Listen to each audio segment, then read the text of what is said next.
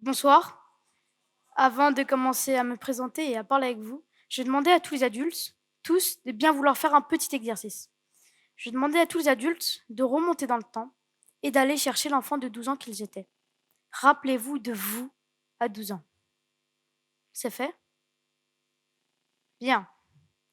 Aujourd'hui, c'est à lui que je parlais. Pas à vous, mais à lui.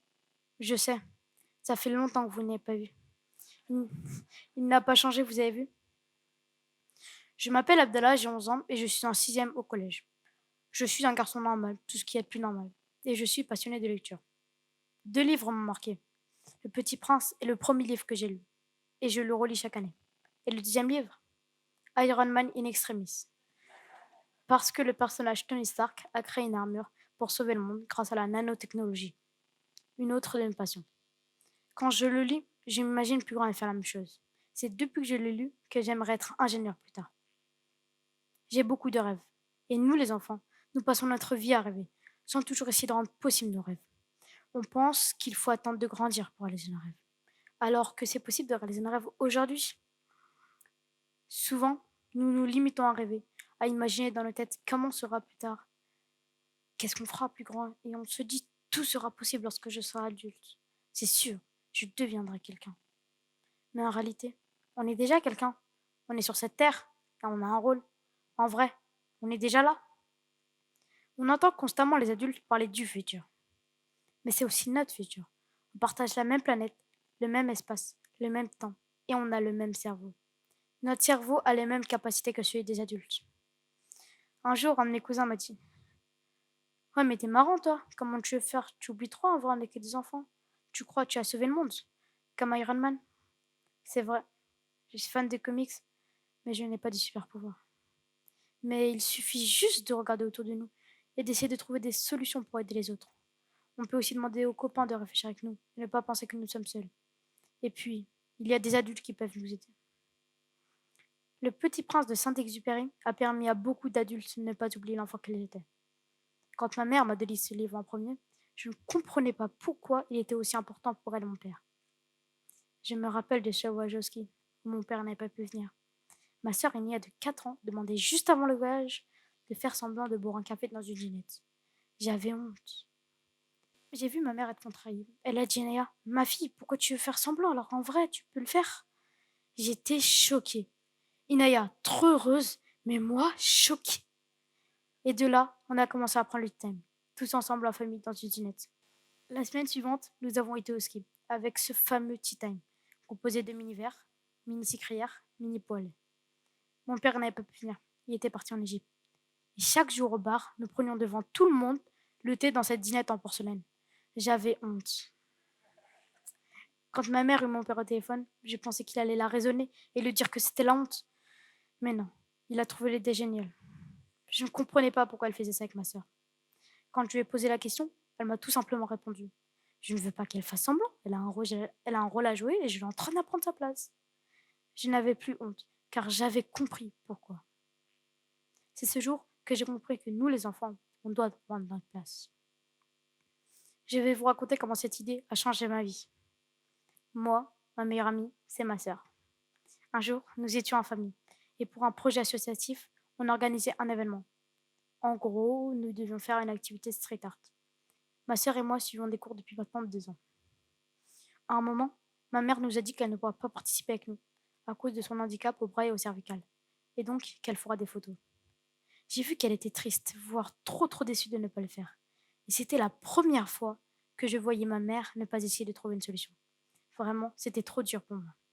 Je lui ai dit: T'inquiète pas, tu le feras avec nous, et sois sûr qu'on va trouver une solution. Je ne sais pas ce qui m'a pris ce jour-là, mais je le savais, j'en étais sûre. J'avais compris ce qu'elle m'avait dit avec son rôle à jouer. Mon père était fier de moi et il m'a dit: Débrouille-toi, mon fils. J'ai cherché des heures à savoir comment faire. J'avais une base intrigante, mais qui ne répondait pas à la problématique. Quand j'étais chez ma mamie, dans la chambre de ma tante Neima, j'ai trouvé une perche à selfie. Et là, j'ai compris ce que ma mère me dit sans cesse. Ouvre ton esprit, regarde autour de toi, fais des connexions entre les mondes. Ni une idée, j'ai dit à ma sœur: C'est bon, j'ai trouvé. Elle m'a suivi direct. Elle m'a dit: Moi je fais les plans et toi tu montes ton truc. Elle n'a pas hésité une seconde. J'en ai parlé à ma mère, qui a elle aussi suivi direct. Mais bon, elle a su ma sœur pour un tea time dans une ginette. Ma sœur a maintenant 6 ans, nous buvons encore le tea time.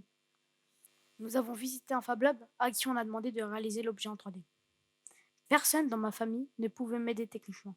J'ai cette fierté aujourd'hui d'avoir osé croire que c'était possible et d'avoir cru en moi. Je peux maintenant répondre à mon cousin et lui dire: je ne peux pas sauver le monde, mais je peux aider mon monde. J'ai réalisé ce que cet objet apporte à mes mains.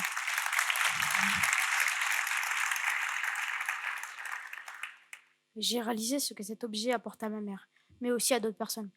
Cet objet peut aider des personnes en fauteuil roulant à faire du street art, à repeindre leur clôture, à utiliser n'importe quelle bombe ou spray en hauteur et au sol. Il faut oublier que nous sommes des enfants et croire en soi.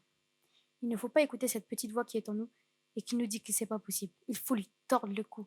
C'est important de devenir son meilleur ami et de s'encourager soi-même. Sinon, cette voix, elle prend de plus en plus de force.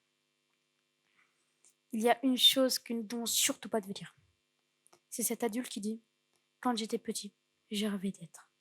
Il faut arrêter de faire semblant, car demain, on ne fera pas semblant d'être adulte. Nous avons la capacité de réaliser ce que nous voulons. Il faut qu'on croie en nous les premiers pour que les autres croient en nous. C'est comme ça qu'on va commencer à construire aujourd'hui l'adulte qu'on va devenir et le monde de demain. Mais pas n'importe quel adulte, pas sans se donner un objectif et une mission, celle de devenir un adulte responsable et humain. Cet adulte que nous allons devenir, il doit être le meilleur ami de l'enfant qu'on est aujourd'hui. Et quand on nous demandera de rappeler l'enfant de 12 ans qu'on a été, il faudra être fier de lui présenter cet adulte. Et maintenant, je voudrais m'adresser aux adultes. Si au début, je vous ai demandé de faire revenir l'enfant que vous avez été, c'est uniquement pour montrer à quel point vous l'avez oublié. Et je suis sûre qu'il vous a manqué. On a besoin de vous aujourd'hui pour nous aider et croire en nous. Vous devez nous laisser la parole et notre place dans le monde. Toute ma famille me dit constamment: ah, si je pouvais redevenir jeune. Profite, Abdallah. J'ai la chance d'être enfant. La vie d'adulte est dure. En vrai, si c'est aussi difficile pour vous, c'est peut-être parce que le rêve ne fait plus partie de votre vie. Il vous suffit de vous rappeler l'enfant que vous avez été. C'est facile, il suffit de le vouloir.